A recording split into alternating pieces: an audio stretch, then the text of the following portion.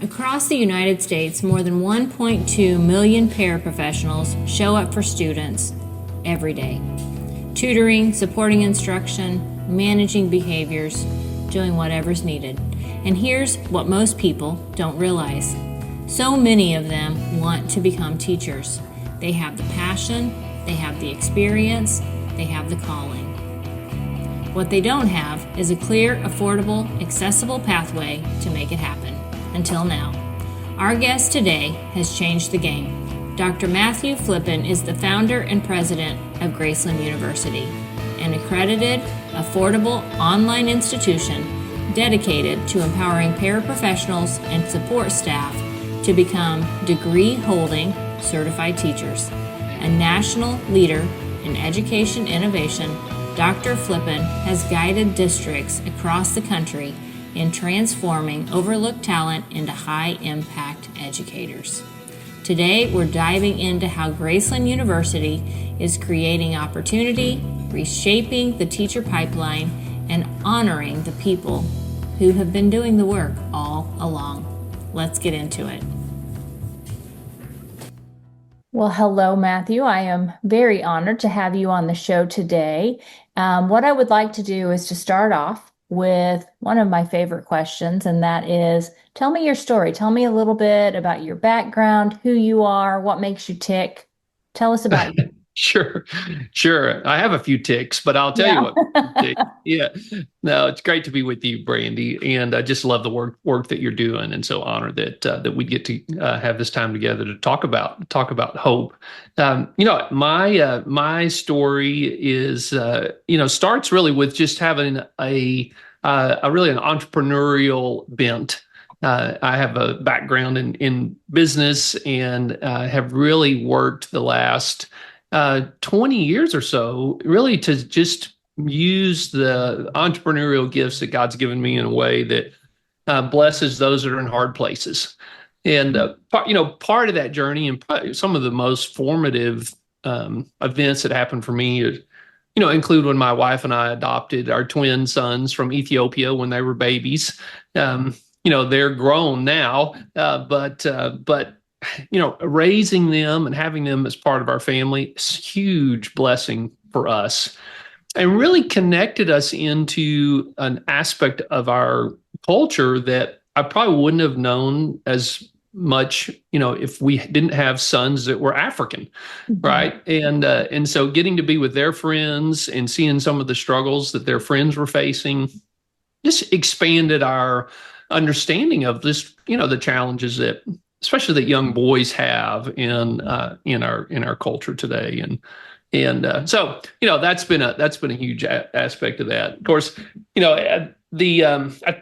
following that, I had the opportunity in 2010 to go to the country of Haiti and work there for almost 8 years. And wow, I tell you, for people that have not traveled outside of the U.S., when you get the opportunity to go to a developing country, or in Haiti's case, a very struggling third world country, it really just opens your eyes about, first, how grateful we, are to live in the United States, just have been born here, where, we just have lots of opportunities. And, the other thing too is, being in Haiti for that long and seeing some principles play out about how do you actually really help people move to a place of flourishing, right? And that of thriving. And what I saw there was that, we really need to be providing economic advancement opportunities, for the poor, right? Because if we help people, teach a man to fish or give him a fish, right? That principle, when you really think about, like, how do you scale help in a way that can impact, tens of thousands, it really has to be through upskilling in some way. And so I saw that in Haiti. We were working in this construction materials company, and just, providing 100 jobs that then they would take their paychecks and support 20 people in their community. And it was really amazing to see what would happen. And so when I got to come back to the U.S. and started looking at, are there ways that the principles that I learned being in Haiti, are there ways that they could help challenges here? Mm-hmm. And then seeing that there's this huge, staffing challenge for, our school systems, right? I'd say our public school systems, but all systems in education right now are struggling to find enough qualified teachers.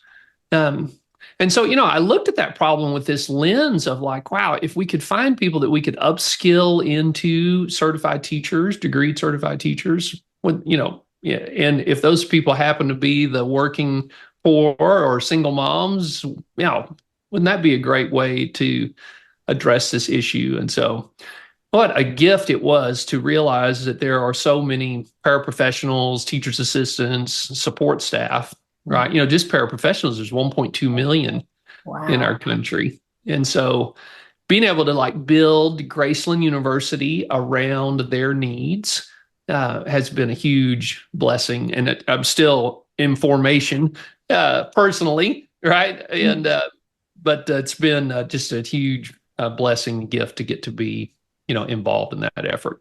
Yeah, that is amazing. Your story really, there's so much there, Matthew. And, starting out with the adoption of your sons, that's such a fascinating experience to me. I was raised in rural, small town Illinois, very homogeneous.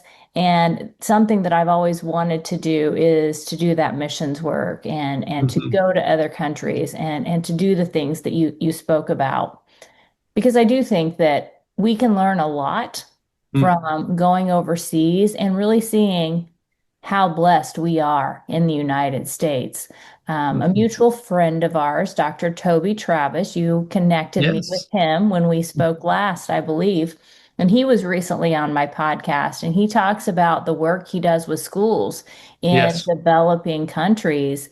And it really changes your mindset when you see the abundance that we have here, but the scarcity mindset that many of the individuals in the United States have. And then overseas, you see what scarcity really looks like. And when you go overseas and you've been to Haiti and to Ethiopia and different countries like that, do you find that individuals in those developing nations, are they able to develop that abundance mindset? Oh, yeah, that's a great question. I mean, if you've grown up in an environment where scarcity, we would view it as scarce. Yeah. But from your perspective growing up there, this is just life. Yeah. Right.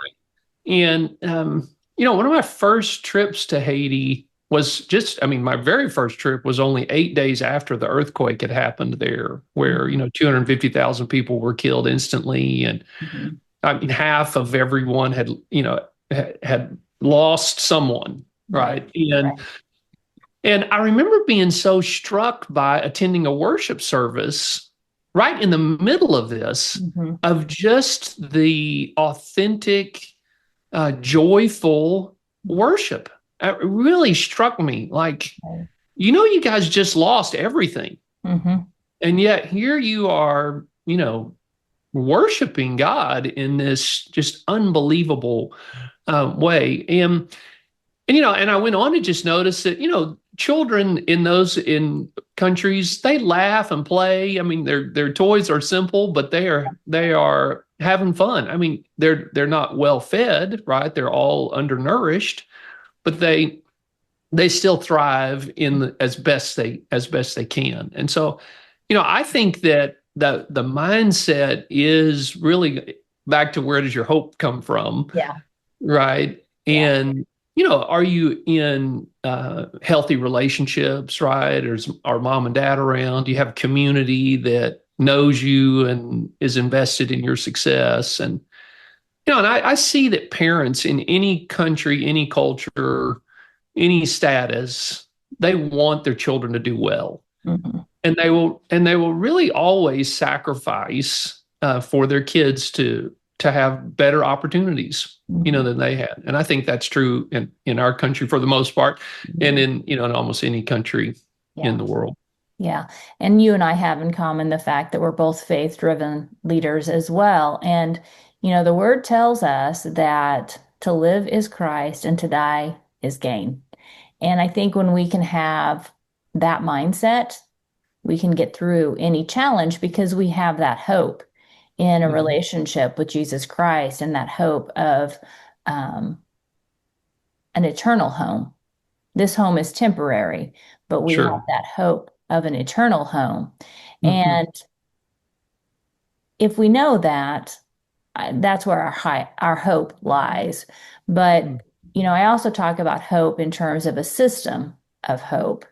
And, Mhm. that's kind of where that mindset piece or that optimistic outlook comes from. And Sure. with your optimism, where do you derive your mindset and your optimism? What really colors your perspective on life? Yes, yeah, and it definitely is my relationship with Jesus is the start of that. But I think there are, I'll call them like long-term hope, like where Hmm. will I go when I die? Yeah. There's that level of hope, and then there is a hope in the day to day, Hmm. right? Um, that God will direct my steps and my path, that He will give me favor, that He will work challenges for my good, and Yeah. that if the door is closed, another will be open. Hmm. So there's a lot of ways that I take that into the day to day, because there are day to day struggles that are real and Hmm. hard. The loss of a loved one, and so how do we make sense of that? And for me, it comes in this hope that there is a plan that is for my good, and in that I'm going to walk into that, whether it's a hard day or a high on a mountain or a valley. Yeah. Yeah, for sure. And I think Brandy, part of what we have really intentionally tried to do with the design of like our undergraduate program in education, right? It's built for paraprofessionals, Hmm. but we found that the population of paraprofessionals, for the most part, carries a lot of fear Yeah. because of the hard life that they've had, Hmm. right? And circumstances not of their own fault in many cases have just really beat them up. Hmm. And so, it was very intentional the way we thought about, if you're going to overcome fear, right, the best way to do that is with hope, Right. right? But hope also has to be very practical. Like you said, it has to be a Yeah. system, Right. right? So it starts with, how hard is the application process, Hmm. right? Well, in our case, it takes like 7 minutes and it's free, Yeah. right? And 7 minutes to get all the way through to enrollment, right? Not step one of 10. Yeah. And so, and why do we do that? Well, we know there's many of our students are single working moms. How much time do they have? They got Right. about 7 minutes, right? Yeah. So, and then when you go through, what do the first couple of courses look like? How do you rebuild confidence? Hmm. 45% of our students had really hard high school experiences. Hmm. And so what was going on in their personal lives limited their learning opportunities.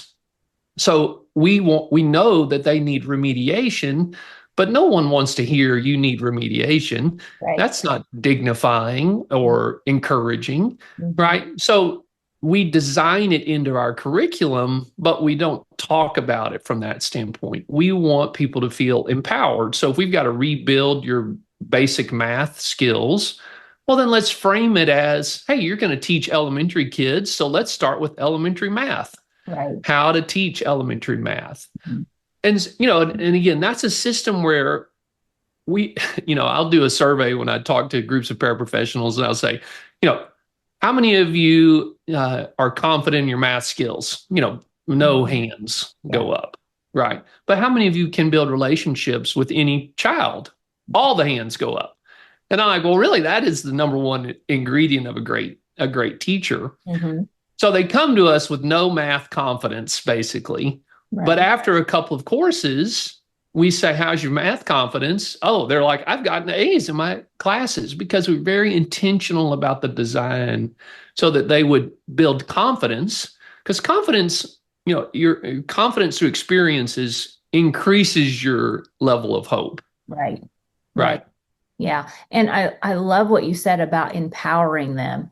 There are so many scriptures in the Bible that tell us to be encouragers. Um, the Bible instructs us to help those that are poor and they are brokenhearted. There's passages in Psalms. I think of Psalms 147:3, who says he heals the brokenhearted and he binds up their wounds. The promises that we have in the Word of God are vast. And I think what you've done is you've taken those promises and that hope and you've put it in action at Gracelyn University. And you are giving these individuals a pathway to have a better future, to find that hope in the hard times and despite of the hard times, and to have a better future. Now, I will tell you there, and I'm sure you've heard this and I'm sure you've addressed this in the past, but there are those educators who feel like these alternative programs or these non-traditional programs are not as rigorous. Sure. And they are not equipping individuals to be the kind of educators that we need in today's schools.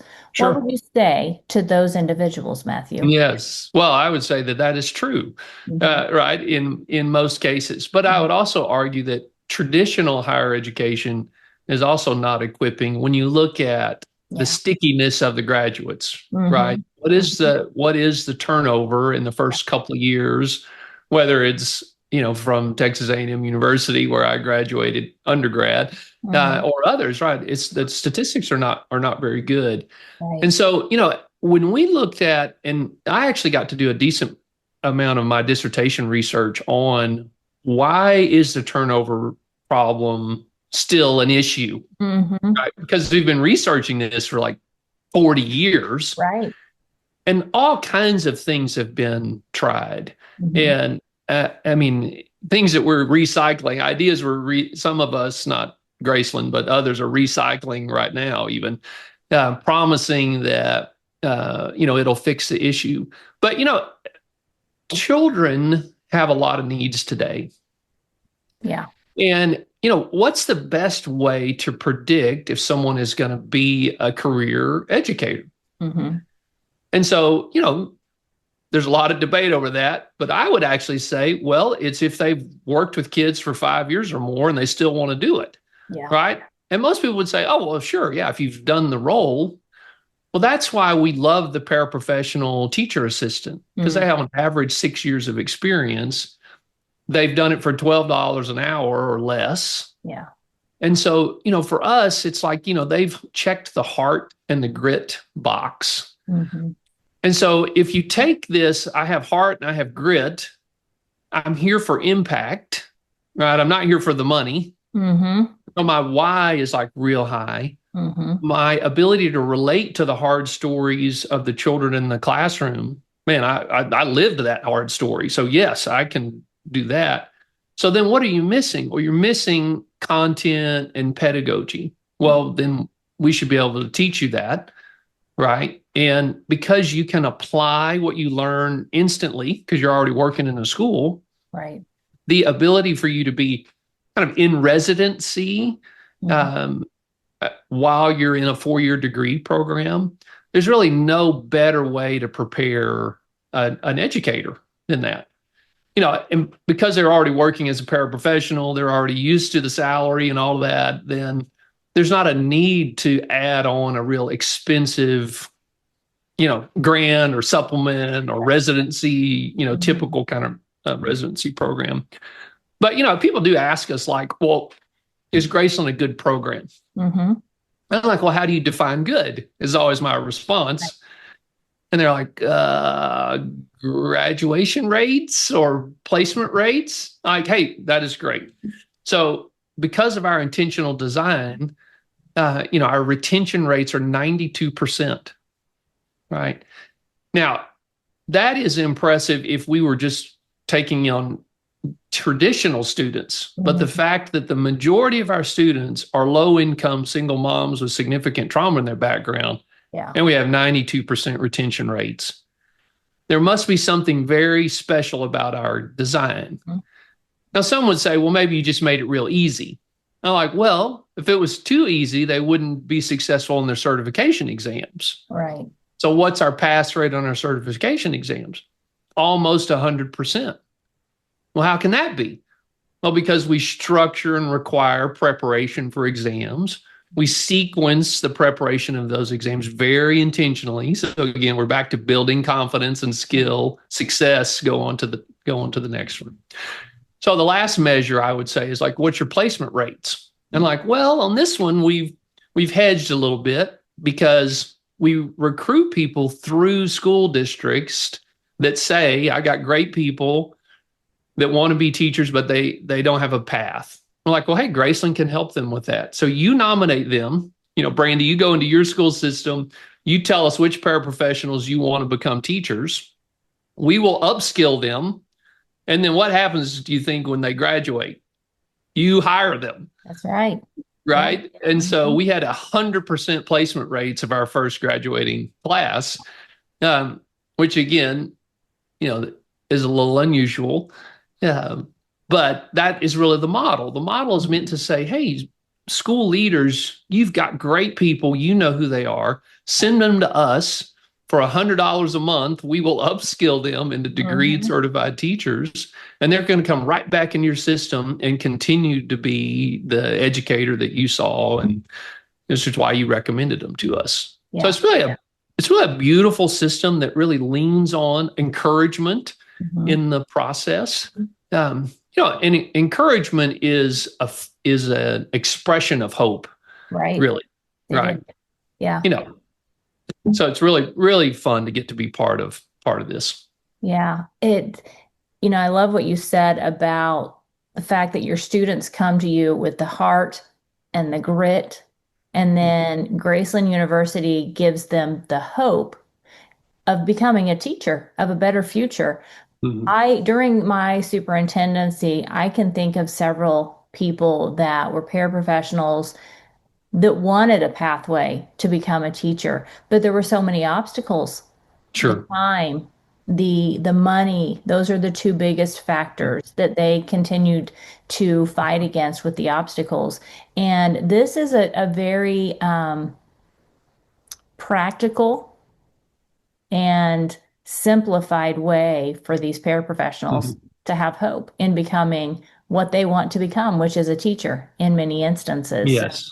Great work on that. Now, I'm wondering, as you are thinking back over your life, you've talked about your students having trauma and having difficulties. And I do believe, by the way, that helps them relate to the most difficult students and to build relationships with them, because they've been where those students are. They've walked that same path that those students are walking. So they have really strong connections with them, which makes them even better teachers. But for you, do you have any defining moments, maybe a time that you faced a significant challenge or an obstacle, and how you overcame that adversity? Oh, sure. I have lots. I have obstacles I had to jump over this morning. Yeah. But I wouldn't say all of those are character shaping in some ways. Yeah. Yeah. I mean, that's a great question, Brandy. I think part of what has helped shape me in many ways. One, I married my high school sweetheart. Yeah. Right. So we got married at 19 and we're on year 34 right now. And, growing up together and raising we have 4 children, so 2 biological children and then the twins that we adopted about 10 years later. And that experience has been extremely formative, for me in so many ways. On the hard side, my parents divorced when I was in high school. When I was freshman, sophomore year during that time period. And that was a really hard season. And so my mom had not been an educator, but thought that she would be able to provide for herself if she got her teaching certification. Yeah. And actually, part of what we do with Gracelyn, I definitely keep her in mind because she was only able to teach for about a year.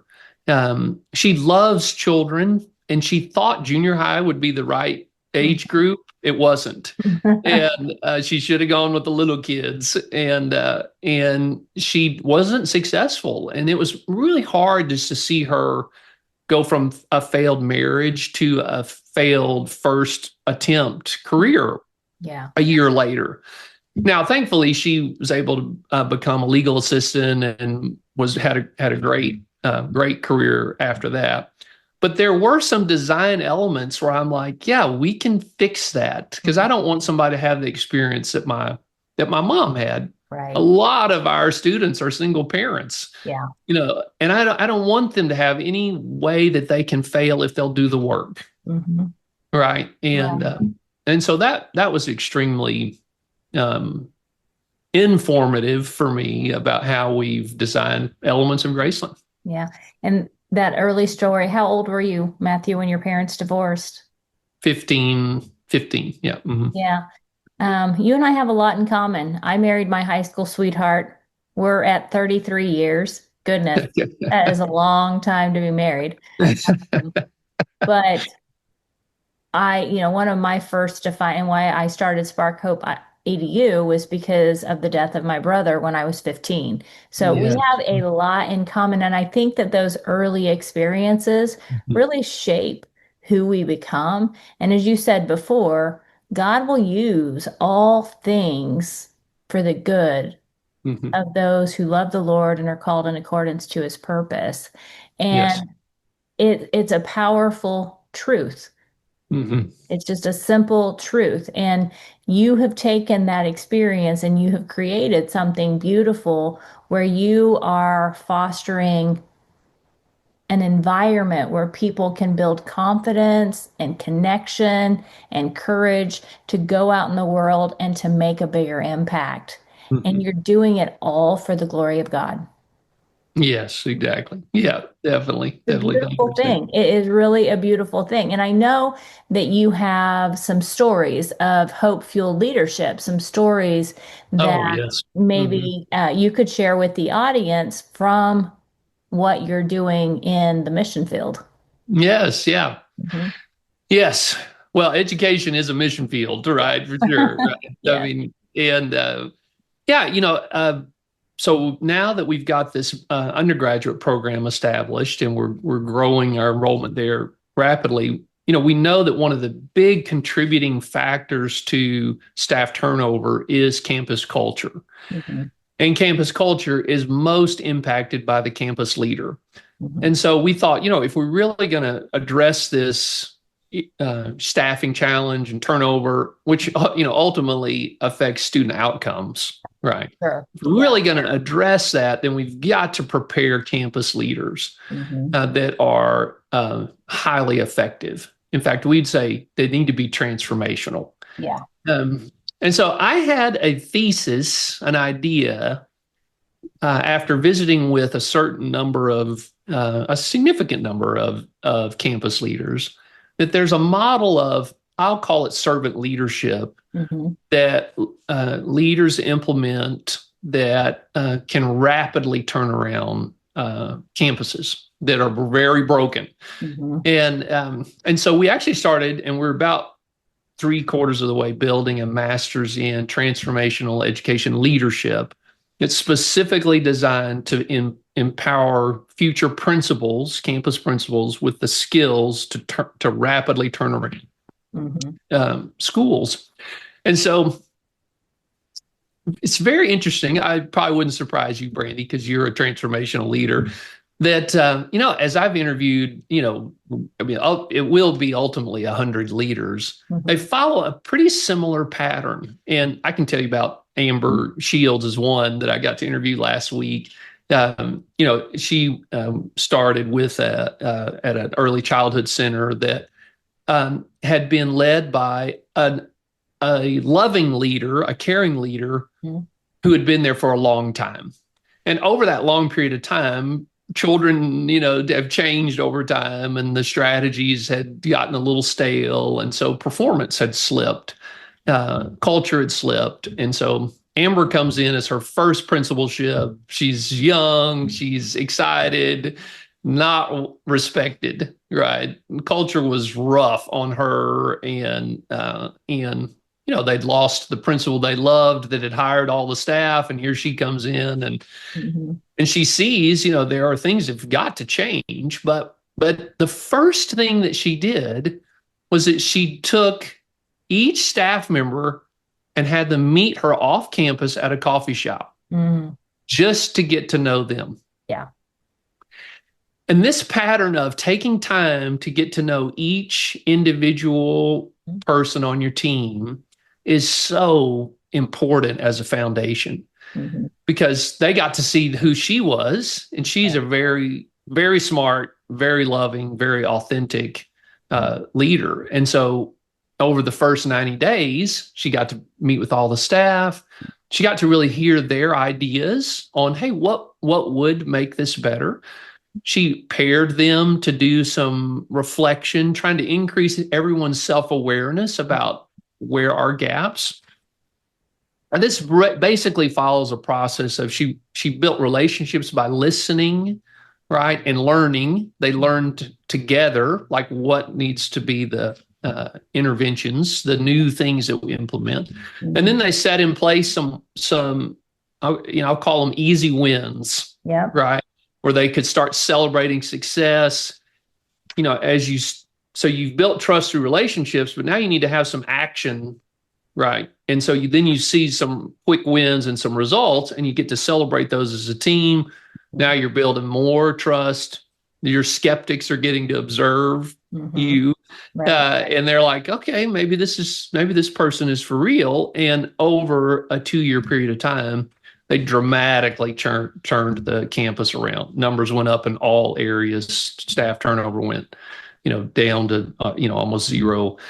And that pattern, which I'll call I'm borrowing this from one of my guests, but of listening, learning, and then responding or implementing out of that foundation can really lead to great transformation. Yeah. Oh, yeah. Completely agree. And it's so smart to start with the relationships, because that is what truly matters. And I think sometimes in education, and I have been guilty of this in full transparency, you get so focused on the tasks and the things that need to be done, the compliance, the requirements that the state puts forth, and the list goes on and on and on and on.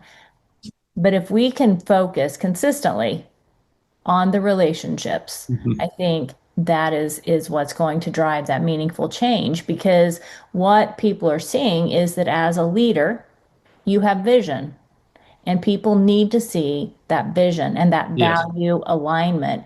And then the mission of the organization and your mission as an individual helps you to walk that out day by day. And the more you do what you say you're going to do, the clearer you are with communicating what it is that you believe that you're going to do. And when you keep those commitments, you're going to build that trust. So it always goes back to the relationships every single time. Yes. Yeah, absolutely. And the same is true with building support in the community among parents.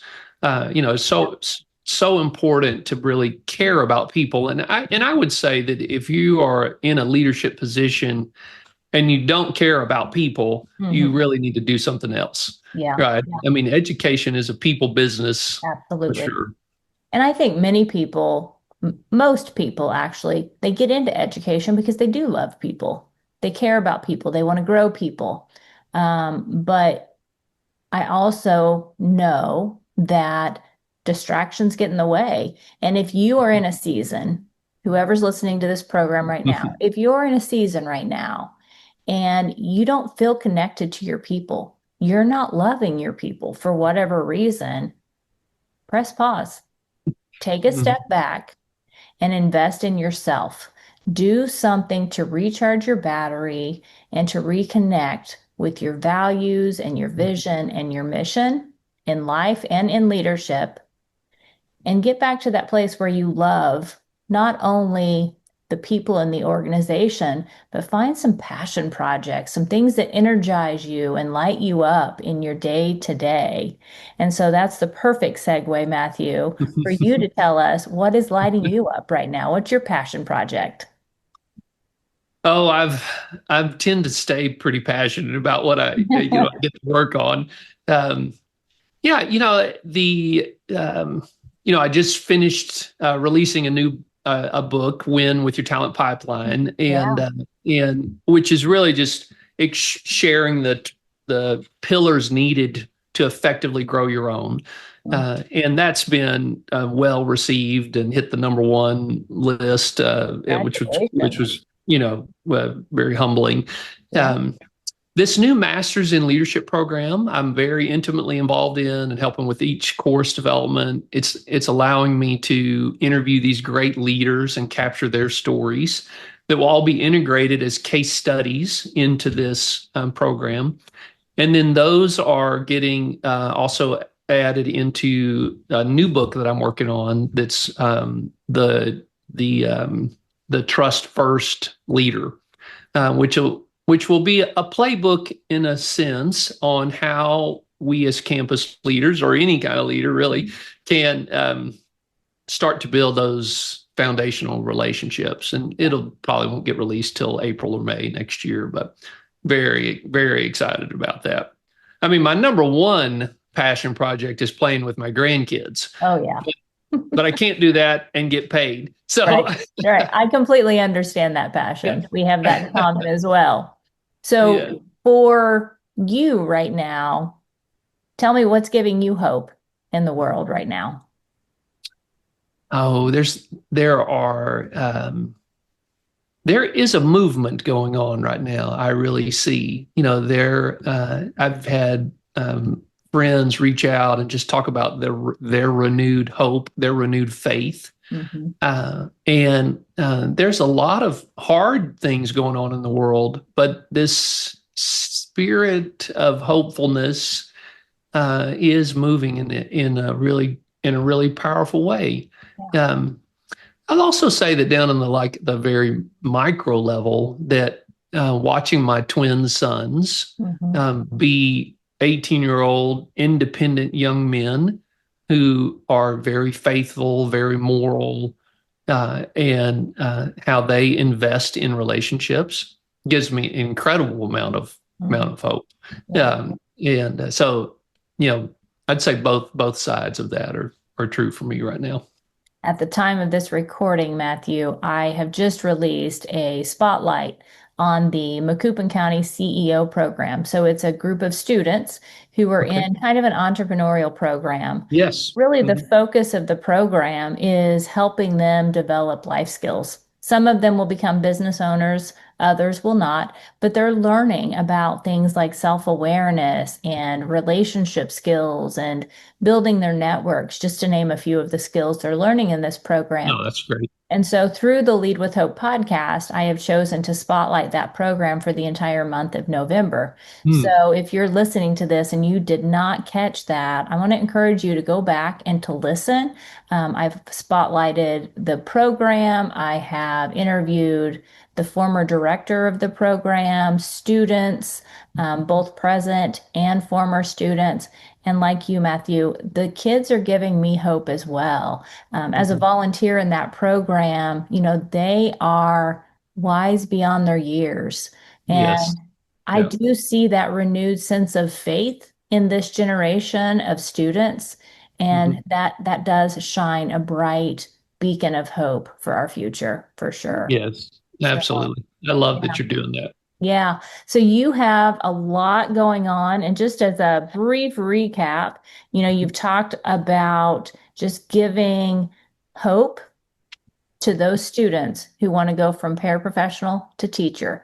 So if somebody is listening today and they might want to do a grow your own program for their school or their district, how would they get in contact with you? Yeah, I mean, definitely through our website, Gracelyn, lyn.edu. They could email info@gracelyn.edu, and one of our team will help them do that. The programs, one of the things that we felt like was very important in our design was that the program's not cost districts anything. District resources are already, thin.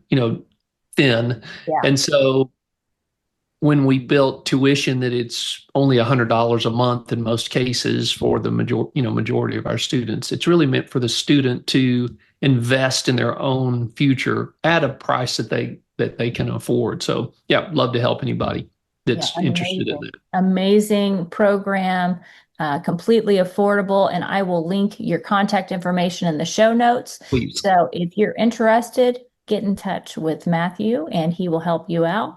And Matthew, today I am honored to have had this conversation with you. So thank you for being on the show. Thanks for having me. Let's stay in touch. Okay, sounds great. Thanks so much.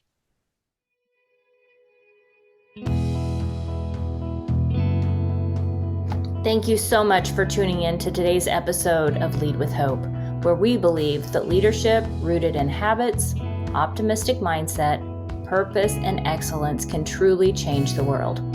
I'd love to ask you for a small favor that makes a big impact. Help me spread hope. Share this episode with a friend or a colleague who could use a little encouragement today. And if this conversation inspired you, please take a moment to head over and give the show a 5-star rating. It helps others find us and keeps the message of hope growing strong. I'm also excited to share something new with you, the Hope Fueled Kickstart. This is a powerful, short-term, one-on-one coaching experience designed to help leaders like you reclaim your vision, reset your mindset, and reignite your purpose so you can lead with hope again. To learn more about the Kickstart program, just click the link in the show notes. Until next time, remember, the world needs your leadership and change starts with you. Fuel your life with hope, embrace your purpose, and shine your light for others.